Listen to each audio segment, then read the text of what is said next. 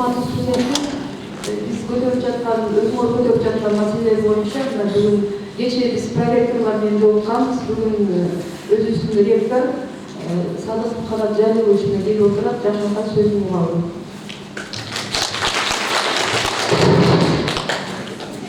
Рахмат. Шындап айтканда мен планымда жок болчу. Мен ойлойм сиздер деле ушул маселе менен ушул жакка чейин жетишип, анан ушул маселени өткөрүүчү менен жолугушууга жылдын башында деле андай пландар жок болчу.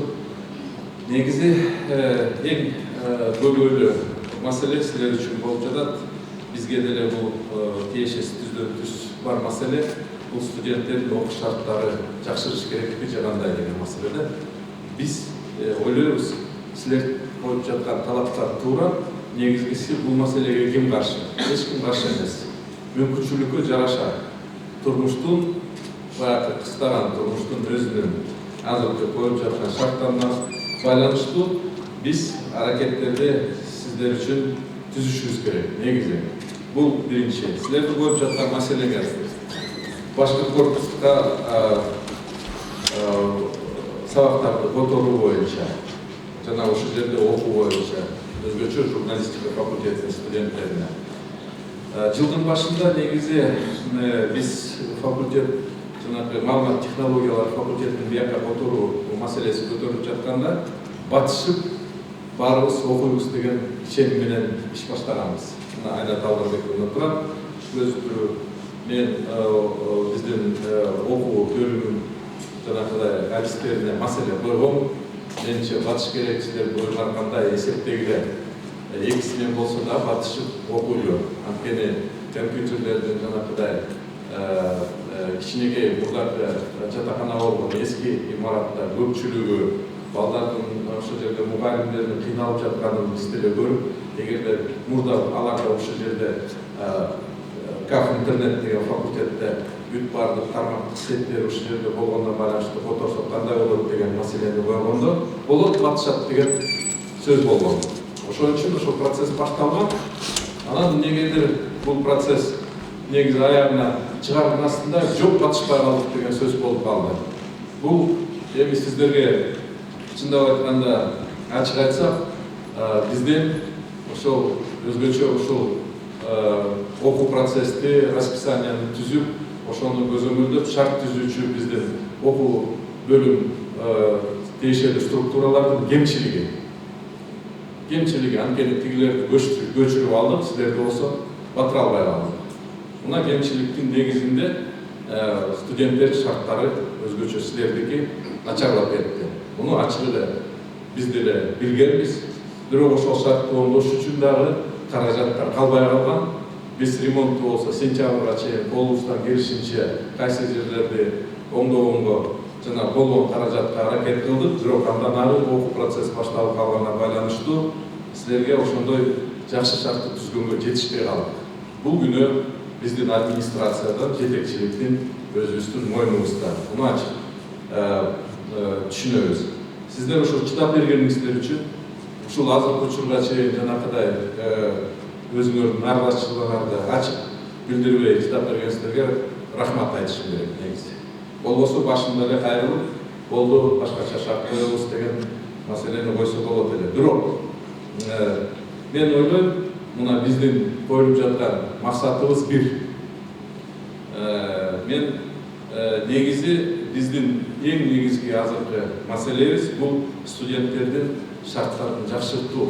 Антесе мына мен ректор болуп келгенден баштап өзүм бүт корпустарды, балким сиздер деле өзүңүздөр көргөнүңүздөр болушу мүмкүн, тиги жылдын окуу жылдын аягында подвалдардан баштап чатырларына чейин кыдырып чыктым, общежитиянын акыбалдарын комнаталарга чейин кирип өз көзүм менен көрүп келдим. Бирок ошончо мүмкүнчүлүк же болбосо ошончо каражат ал учурда болгон жок. Биздин колубузда болгон каражат менен приоритеттерди тандоого муктаж болуп калдык. Ошон үчүн приоритеттердин ичинде эки жатакананын крышасын оңдоо болуп калды. Ошол анын ичиндеги душ жана туалеттерди оңдоо, жаңыртуу болуп калды. Калган каражаттар болсо бир аз ошо аудиторияларды актап, бир аз сырдап, жана сиздерге өчүп кеткен аудитория ошол учурда ал жерде ремонт жасалбаган эмес. Тияктагы ФИИТтин өзүнүн бошоп калган аудиторияларда колледждин студенттери эгер ошол жерден сүйүнүч менен качып кетсе, негизи түшүнүктүү. Бул колледждин студенттери тияктагы начар шартка барганына сүйүнүп жатса, анда сиздер кирип жаткан аудиториялар кандай акыбалда экенин түшүнсөк болот. Бул бир. Экинчиден, мен ойлойм, бул ситуациядан кандай болсо дагы бизибиз эки тарап деген пайдалуу нерсени табышыбыз керек. Пайдалуу нерселери эмнеден? Ну, если посмотреть, из каждой ситуации, конечно, любой сложной, всегда есть выход. Выход для вас такой: ваши требования справедливы, в главном корпусе мы обеспечим вам обучение, но с сентября месяца. До этого я дал указание ремонтировать классы старого колледжа, закрыть их, отремонтировать санузел, привести в нормальное состояние учебные помещения, но капитальный ремонт будет делаться в летнее время. Сейчас в этот период проводится работа по закупке, по заявкам факультета журналистики, проект «Информационное улучшение имиджа Национального университета», цифровое видео, как называется, камера, фотоаппарат, ноутбуки, всего на 400 тысяч. 233 тысячи закупки прошли, тендер выиграли, соответствующее оборудование у вас есть. До этого Айнат Алгарбековна, кафедра, по-моему, сделали с помощью инвестора ремонт вот этих помещений, которые для телестудии. И надо эту телестудию уже заполнять занятиями. Bizde ар бир аудитория, ар бир жана помещенияны активдүү түрдө пайдаланышыбыз керек. Ал жерде тапсыртап коюп ошол ой койгон, менимче биздин каражаттары жана инвестор берген каражаттар туура эмес пайдаланууга жатып калат да. Жок, андай эмес, биз ол помещенияларды туура студенттерге бөлүштүрүшүбүз керек. Поэтому задание уже дано, поэтому силерден өтүнүч жана коюп жаткан талаптарды аягына чейин чыгарабыз. Мына Кудай буйрса сентябрь айында силер барып бияка келесиңер да, Кудай буйрса ошол студияда жанагы жаңы оборудование менен иштегенге шарт түзүлөт. Бул бир. И какие же можно извлечь уроки из всего того, что произошло сейчас? Во-первых, я считаю, что первый вывод, он сам собой напрашивается, что наши студенты активны и хорошо подготовлены как журналисты. Жана берип жаткан суроолор бар, болбосо кыргыз орус тилинде жанагы биздин проректорлорго берип жаткан суроолорду мен карап көрдүм. Жакшы журналист болуп даярдалып чыгып, молодцы. Умеете пользоваться современными медиаресурсами, умеете лоббировать свои интересы через эти медиаресурсы, используете интернет полностью для того, чтобы защитить свои интересы. Тоже замечательный вывод. И третий вывод, это общий вывод и для нас, и для меня. Отсутствие открытой и правильной информации создает пустоту, ведет к искажению действительности. И пустота, как правило, заполняется чаще всего мусором. И иногда ложью, дезинформацией. Это происходит. Если вы последите за тем, как реагируют комментаторы на ситуацию, которая связана с вашими требованиями, то получается, что здесь силердин талаптарыңар жөнүндө сөз жок. Муну уюштуруп жаткан же болбосо буга күнөөлүү бул кишилер, алар болсо мокочо экен. Мына мен баштап, баягы министр кезинде баштап, акчанын баарын мурдай баштап турмун, аны университетке келип алып туруп, менин негизги максатым ошол акчаны кайрадан силерден тоноп жемей. Но это ложь, абсолютная ложь, и эта пустота, она должна заполняться нормальной, правильной информацией. Кечээ болсо мына проректорлор биздин финанс кызматкерлери аракет кылышты, түшүндүрүп айткангачы, каяка каражат кетип атат, эмне үчүн жетишпей атат, бул суроо туура суроо. Мен үй бүлөмдө деле акча каражаттары эгер жетишпесе өзүмдү күнөөлүү сезем. Значит, я неправильно распределил. А может быть, я слишком мало зарабатываю. Может быть, этих денег не хватает на 12 месяцев.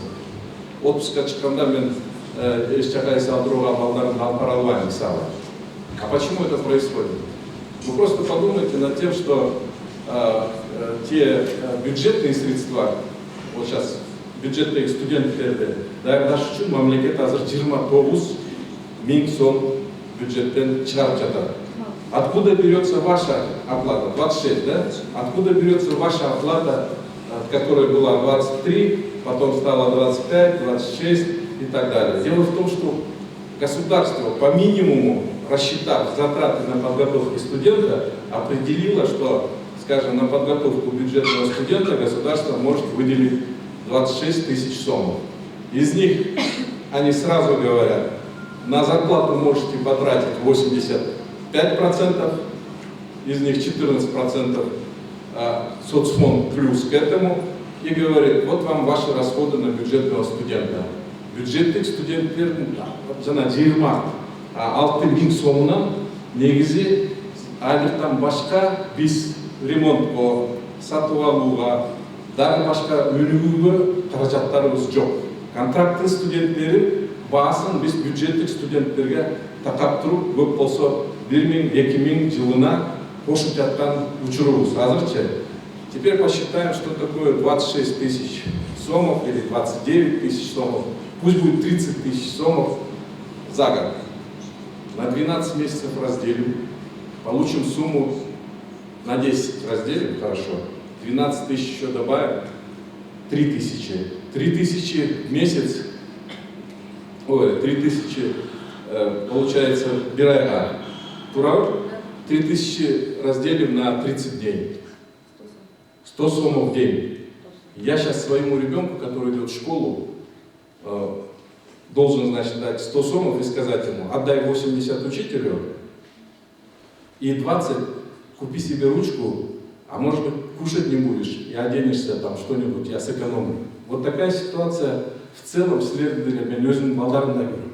У нас Слердерген акчаны мен үнөмдөшүм керек, силерге шарт түзүшүм керек. Ошондо эгерде 80% ошол акча каражатты мугалимдердин немесин айлыгына кетип атса, калганына мен силерге жанагыдай жакшы шарт түзүп беришим керек. А если у нас крыша дырявая, если у нас дом построен в 1932 году, если у нас 9 учебных корпусов, из них самый современный, это который построен в 1976 году, ему исполняется в этом году, извините меня, уже скоро 50 с лишним лет. И в нем ни разу не было капитального ремонта. Мына мамлекеттин бизге ишенип колубузга берген мына имараттарды биз азыркы учурда көбүнчө инвесторлордун жардамы менен ушул жерде турган зал түрктөрдүн акчасына, тиякта диссертационный зал кореецтердин акчасына, бир аз силерден түшкөн каражат болсо, силердин факультетиңерге мына 230 000 сомго оборудование сатып алганга жана инвесторлордун жардамы менен студияны турганга аракет жасап жатабыз. Бирок ошол акча жетпей жатса, негизи бул жерде бирөө акча жеп жатат, же болбосо туура эмес бөлүштүрүп атат деген маселени массалык маалымат каражаттарга кээ бир кызыктар болгон биздин кызматкерлер. Мен анализдеп көрсөм, негизи эмне үчүн 80% жогору айлыкка кетиш керек? Туура эмес. Анда айлык кыскарыш керек, же болбосо мугалимдердин саны кыскарыш керек. А мугалимдердин санын кыскартыш үчүн анда биз кайра нааразычылыкты студенттердин арасында эмес, мугалимдердин арасында туудурушубуз керек. Значит, неправильно все-таки, наверное, надо подумать о том, как организовать учебный процесс, чтобы студентов на занятии преподавателя сидело не 10 человек, а 20. Силер адабиятты, тарыхты, чет тилди, башка сабактарды профессионалдык эмес, жана журналистикага тиешеси жок, жалпы ушул берилген сабактарды жалпы потоктор менен өтсөңөр деле болот эле да. Ошондо айлык алып жүргөн мугалимдердин саны кыскарып, алардын айлыгы көбөйүп, а бизде болсо силерге мүмкүнчүлүк түзгөнгө мындай процесс башталат эле. Биз ошол процессти азыр эсептеп көрүп, ошого көз жетип турган учурубуз. Что такое развитие национального университета? Биз национальный деп университет деп аталып жүрөбүз. Бирок кээ бирөөлөр биздин ушул кызматкерлерден баштап, студенттерден чейин өзүнүн ушул улуттук университеттин өнүгүүсү, келечеги кандай болуш керек деген бир бирдиктүү көз караш жок болуп жатканынан. Значит, нам нужна стратегия, которой будут заражены все. И вы будете понимать, к чему мы идем, куда мы двигаемся, к какому образу и к какому варианту развития мы в конечном итоге придем. Я вас уверяю, что за 2 года мы сделаем в университете процессы обучения такими, что студентам будет удобно здесь учиться. Как это должно произойти? Очень просто. Студент у нас сейчас, если не прошел 3 дисциплины, зачет отчисляется. Если не оплатил деньги за какие-то сроки обучения, опять отчисляется.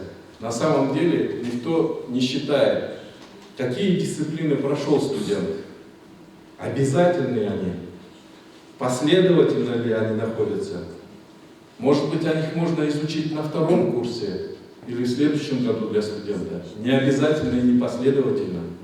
А может он заплатить сейчас на 1-м курсе обучения, например, за 6 предметов, которые обязательны для его профессии, для журналиста. Сөз адабиятта, сөз стилде, сөз жанагыдай өзүнүн профессионалдык өнүгүүсүнө түздөн-түз компетенциясын калыптандыруучу сабактарга акчасын төлөш керек. 6 дисциплина боюнча. Андан ары стоят дисциплины, которые нужно тоже пройти обязательно, но не последовательно. Эгер андан зачет албай калса, аны эч качан сабактан или окуудан чыгарбаш керек. Раз он не обязательно заплатил, но не прошел, заплати в следующем году, запишись на этого преподавателя и проходи это обучение.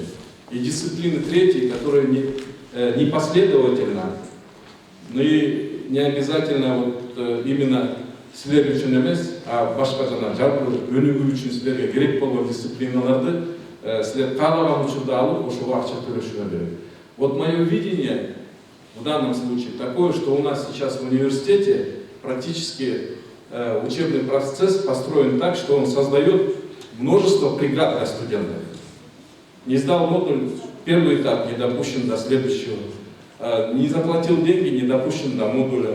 Не сдал 3 предмета, отчислен. Потом вы ходите и вам помогает, в кавычках, менеджер, помогает еще, следовательно, башка бергишин издейсингер, с курса на курс вас переводят, не переводят, опять дополнительные препоны. Все эти вещи за этот период, я думаю, мы преобразуем в новый формат. Жаңы форматта окуганга мүмкүнчүлүк түзүш үчүн биз азыр жаңы багыттагы окуу процессин уюштуруу боюнча компьютердик каражаттардын баарына тендер жарыялап туруп, ошол тендердин уже немелери бүттү, закупкалар бүттү. Азыр сеть между всеми 9 учебными корпусами формируется.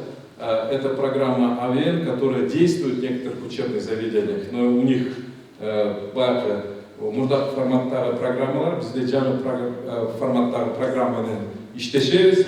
Ошол форматта силердин ар бирөөңөрдүн окуп жаткан процесстерди, акча төлөмдөрү бүт баары эсептелип, жаңы форматка өтүүгө этап башталат. 2 жылдын ичинде биз жаңы форматка башкарууга силерге жакшы шарттарды түзүп берүүгө жетишебиз. Сколько мы потратили на закупку этих компьютеров и программ? Значит, 1 100 000 уже затратили на закупку. Приобретено, связи все. Сети сделаны. Сети сделаны. Мына ушул программанын негизинде азыр биздин ушу стратегиялык өзүбүздүн көз карашы боюнча силерге ошондой шарттарды түзүп берүүгө да каражаттар жумшалып атат. Я не могу сказать, что среда сразу улучшилась для студентов. Но вот что делается, делается медленно, я вам скажу. Мы алтынчы лабораторный корпуска силер физкультурага барып атпайсыңарбы? жаңы футбольный полялар салынып атканын көрүп атасыздар. Биз болсо ошол корпуска кире беришин биякта түндүк тараптан эмес, где бутылочка болуп бир комокторду салып салган, жанагы пирожкилердин баарын силерге сатыш үчүн ошол жерге тизилип алган комоктордун баарын ошол жерде отсечем. У нас будет парадный вход в этот корпус с южной стороны. И там будет специально для студентов зона свободного Wi-Fi, открытая площадка, где вы сможете жақсы освещением негізінде кечинде дагы тиякта спорт площадкалардан бошогон учурда дагы ошондой бир жаркыраган жерди уюштуруш үчүн аракет жасалып жаткан учуру. Начало есть, мы двигаемся в этом направлении. Анан эгерде карап көрсөк, биздин өзүбүз вы каждый день проходите между главным корпусом и 8-м корпусом. Ошол жердеги биздин общежитие мурдакы бияк тараптагы Кыргыз телерадиокомпанияга кетип калды, менчиктештирилип, болбогон кишилердин баары кирип алышып, ошол жерде биздин ички кампусубуздун немесин кебетесин бузуп жатат. Куда девать эти площадки? Чем они должны быть заполнены? Может быть, вам надо подумать. Следует проект привесингера, а у меня такое видение, что там должны быть площадки для спортивных занятий, там должны быть зоны отдыха для студентов, хорошие скамейки, освещение. Может быть, нужно сделать так, чтобы студенческие сервиски, жақшынақай бір спонсорларды, инвесторларды істеп атабыз. Төртінші общежитиябыз уже негізгі стратегиялық жолда тұрады. Каждый раз правительственные и международные делегации проезжают по этой улице и видят разрушенные здания общежития Национального университета. Я думаю, что здесь уже мы подготовили письма правительства Джогорку Кеңеш о том, чтобы нам помогли построить новое современное здание, чтобы оно стало лицом университета. В свое время Сооронбай Шарипович, будучи вице-премьер-министром, мне сказал: жардам беребиз, буга каражатты сурай бергиле, мен жардам берем деп өзүнүн сөзү бар, андан отказ берген жок. Кудай буюрса, биздин студенттер үчүн, национальный университеттин имиджи үчүн ошол курулуштарда болот. Башкы главный корпустан дагы жакшыраак имараттар курулат, чындап айтканда. Силердин талабыңар эми биз журналистика факультетинде 26-29 миң сом төлөп жатканына туура силерге шарт түзүлүш керек. Но давайте думать еще и о будущем. Ваши проблемы, в принципе, все решаемые. Никто из здесь проректоров не сможет сказать, что туура эмес талап болуп атканын артынча. Булар жанагы акча каражаттарды үнөмдөп карап туруп анан очень осторожный прогноз сделали. Келесиңерби, келбейсиңерби башкы корпуска билбейм депчи, келесиңер. Баарыңар келесиңер деп атышасыңар, ушул жерде окуйсуңар. Бирок анан 2 жылдан кийин айтасыңар: кап биз тияктагы эле корпуста калсак болмок депчи. Кудай буюрса ошондой күнгө да жетебиз, чындап айтканда. И не верьте слухам, что кто-то здесь ворует деньги. Никогда такого не было. Никогда такого не было. Имеется в виду там, где я работал. Эч качан бир баланын учебник болобу, же болбосо башка нерселердин артында туруп алып коррупционный схема түзгөн иш эмесмин мен. Мне это не позволяет не только совесть, мен 3 поколением ушул жерде турган менин аталарым, чоң аталарым жана менин балдарым окуган университет. Никогда в жизни не верьте таким слухам о том, что я пришел, чтобы разворовывать или еще какие-то вещи совершать здесь коррупционные. Это все грязь. Кейбіреулер ойлошот, ошентип жамандап койсо бул жерден кайрылып кетип калат. Жок, оңдойбуз университетте. Мына мага жазып жатышат, көп балдар жаңы жылдын астында Дед Морозго кайрылганын ордуна биздин студенттер социально-гуманитарный факультеттен, факультет госуправления 8-чи корпуста жазып жатышат, кат жазып. Канат Жалилович, биздин университет менен сыймыктан алычы, ушуну оңдойлучу, сиз ошого чыдап туруп бериңиз, жардам бериңиз деп мага кайрылып жатышат. Я думаю, что мы пришли не для того, чтобы просто здесь сказки рассказать и уйти. Мы это все сделаем, потому что команда иштейт, иштенип бергиле баарыңарга. Айтып просто силердин артыңарда кээде силердин жанакыдай максималисттик позиция менен колдонгон күчтөргө эч качан алданбагыла. Алданбагыла, анткени ар бирөөсү азыр мына жумуштан кетип кыскартуулар башталганда. Мына кыскартуулар эмне үчүн башталды? А потому что слишком много действительно управленческого аппарата. Надо поднимать заработную плату, надо искать ресурсы. Кыскартуулардан айынан же болбосо шайлоонун жанагыдай ачып өткөндөн кийин артта калып калган кээ бир бул жерде биздин коллегалар азыр деле иштеп жатат. Бирөөнү да колун туктап жумуштан айдаган жокмун. Иштеп жатышат, бирок жанагыдай комментарийлерди уюштуруп, силерди дагы алдыга түртүп, көчөгө чыкса экен, дагы мындай бир митинг кылса экен, бул кетип калса экен, андан кийин анан в мутной воде для того, чтобы с вас сдирать деньги, они в стране свою это обратно возьмут. Поэтому я никому не дам возможность обманывать вас, дезинформировать. Давайте нормально процесстерди, жана силердин берген сурооңордун баарын мен көрдүм, уктум. Талаптарыңарды айтып аткандарың мына ошол жерде отургандар дагы өзүңөр чыгып сүйлөгөнсүңөр, вопросы задавали. Возможно, на них вы не получили полный ответ, как вы хотели. Если нужно будет все эти вопросы, вот мен Жээнбек агайга тапшырма бердим. Ачык көрсөтүп койгулачы. Вот мой АУП, это управленческий персонал. Канча 131 киши жерде отурган ректор, 3 проректора, 1 на больничном, 4 проректора. Вот это АУП. 2 советника, это вместо одного проректора, который должен по международным отношениям. Один занимается российскими проектами инвестиционными, другой китайскими. Эч кандай жети советник жок. Алардын айлыгы 40 000 эмес, алардын айлыгы 22 000 сом болгону. С вычетами всяких этих налогов тоже на руки получает, точно так же, как и любой другой доцент. Они каждый имеет степень кандидата наук. Ошондой деңгээлде эле иштеп жатабыз биз. Акчаны тапкан жерибиз жок. Бир өтүнүч сиздерге, чыдап бергиле. Силердин талабыңардын баарын аткарабыз. Нужно будет, я готов к открытому диалогу, разговору, проблем нет. Но обливать грязью и силердин артыңардан жашынып алып туруп университеттин имиджине доо келтирүү, бул туура эмес кадамдар.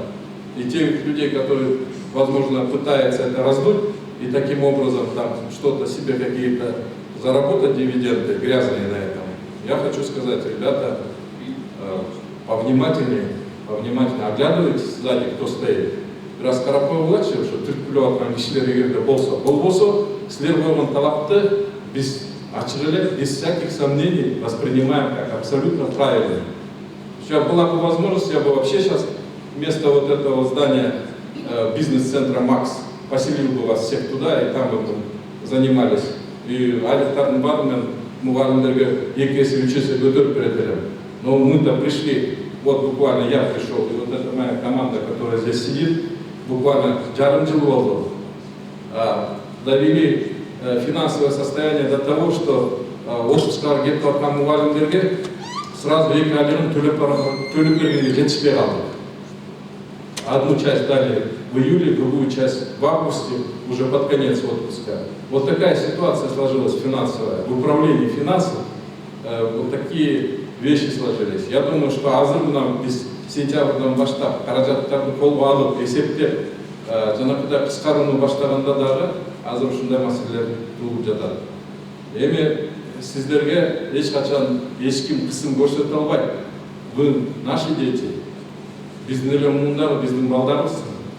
Даже уже кээ бирөөлөрдүн жашыгар, может быть, мен улуу небереме жакыныраак болуп калышы мүмкүн. Вот такое состояние. Вы не думаете, что Национальный университеттин тагдырын бул жерде отуруп алып, бир какие-то өзүнчө эле группировка жасап алып кишилер чечип жатат деп. Вот коллектив мына шайлоолор өттү зав кафедраларда. Азыр структура боюнча декан бар, зав кафедра бар, толук шайланган. Булардын колунда бүт процесстер, регулировка. Единственное, чего не хватает, открытости между студентом и преподавателем. Жашынбаш керек, ар бирөө өзүнүн функциясын так аткарыш керек. Ушул маселени биз байланыштырып жакшы койсок деңгээлге, жакшы деңгээлге коюп, силердин талаптарыңарды эртерээк угуп, өзүбүздүн жанагы стратегиябызга силерди аралаштырып, өзүңөрдүн көз карашыңарды биз дагы толук угуп, ушуну чогуу иштесек, анда эч качан мындай маселелер жаралбайт эле. Единственное, что хочу вас попросить, в основном мына журфакта көрүп жатам, где-то уже 60%-дан жогору, 70%-дан жогору жаш кыздар отурасыңар. Конечно, когда в туалетах такой беспорядок, и страшно смотреть, но ведь поймите, что этот беспорядок создают не преподаватели, которые туда ходят, и не население, которое живет вокруг университета. Это же студенты, вы сами создаете иногда такой беспорядок. Вот эту проблему ушуну бир журналист катары изилдеп туруп, эмне үчүн биздин өзүбүздүн психологиябыз, өзүбүздүн үйүбүздө жүргөндөй болбойт. Мына мен проректорго айттым да, эмне үчүн шарт ошондой? Мына могу жерде свет жок деп атат. Азыр эле обход жасасак дейт, кечээки койгон розетканы жана выключательди бирөө жууп кетиптир дейт. А туалетке кирсек дейт, панельди зажигалка менен өрттөптүр дейт. А это кто сделал? Сторож, преподаватель сделал. Ким жасады муну? Студенттер өздөрү жасады. Получается, извините меня, вы же платите деньги за это. Өзүңөрдүн оокатыңар, когда вы проснетесь, скажете, ай, мен момундай акча төлөдүм эле, лекциямды жакшылап окубайсыңбы деп мугалимдерден сурап. Менин оокатым могу жер, сен колуңду тарт могу жерге. Бузба депчи, это ваши деньги 26 тысяч, 29 тысяч. Опять на ремонт столько же уйдет. Кайра, үйдө андай жасабайт да эчкимче. Почему нет такого отношения, как к дому, к своему родному дому, в стенах университета у самих студентов?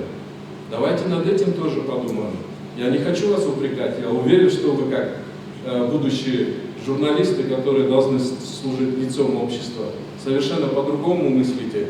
Но давайте менять мнение других об университете тоже. Башка факультеттердеги балдардын дагы ошондой мамилесинде башкача кылыш үчүн эмне кылыш керек?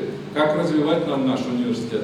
Студенттердин могу жерде ортоңку аяктычы 2-3 имараттын ортосунда кандай өзгөртүш керек? Ойлонуп көрсөңөр, что там вы хотите видеть? Я могу там постараться что-нибудь сделать, но будет выглядеть, может быть, несовременно, не так, как вы хотите. Почему вы не начнете эту акцию? Вот попытаться самим, что для этого нужно? Балким эти, заполнить их надо какими-то спортивными площадками, волейбольными, теннисными, дагы башка бирнемелерди тосуп, бир аянтчаларды жакшылап жасап койсок, ага анча көп деле каражат жетпейт, ошол жерге теннисный столдорду коюп, волейбольный площадкалар, сделать зоной студенческого отдыха, спортивного и свободной Wi-Fi зоны, огородить это как-то, сырттан башка кирбегендей болуп, силер үчүн ошондой шарттарды түзсөк, силер өзүңөр администрировать этсеңер ошонун баарын. Потому что пока нет хозяина, нет порядка.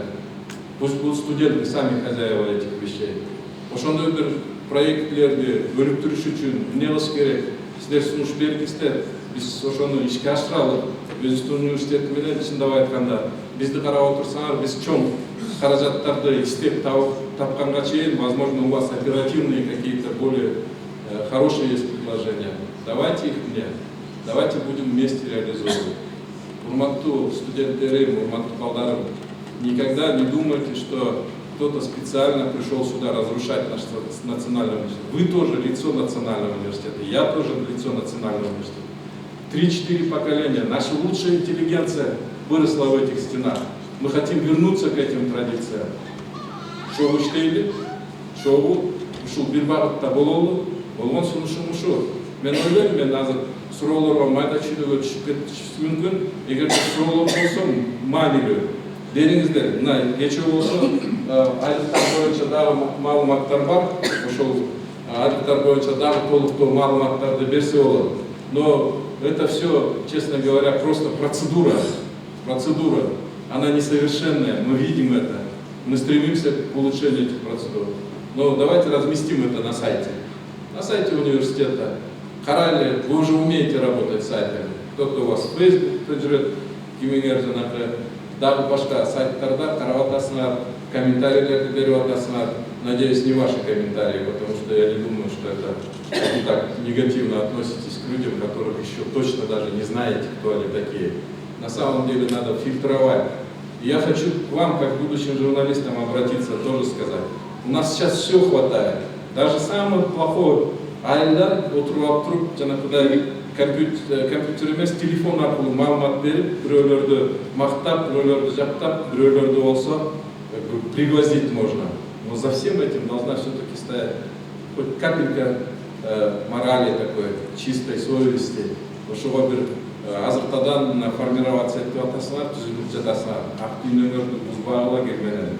Өтүнүч, ар бир сөзүңөргө жооптуу болуңуздар. Ушуну маселени ушундай бир неме менен көз караш менен карасаңар, мен ойлойм, келечекте Кудай буйрса жакшы адис болуп чыгасыңар. Я же вижу, у вас у всех есть светлые лица, у вас есть хорошие тенденции, настроение, бүт бага Кудай буйрса жакшы үй-бүлөдөн тарбия алгансыңар. Ошон үчүн ушуну улантып бир улуттук университетке, балким силерден мурда деле байкелериңер, эжелериңер, ата-энелериңер деле окуган болуш керек. Мына сиздерден баштап жаңылануу башталсын. Ошого жардам бериңиздер. Рахмат.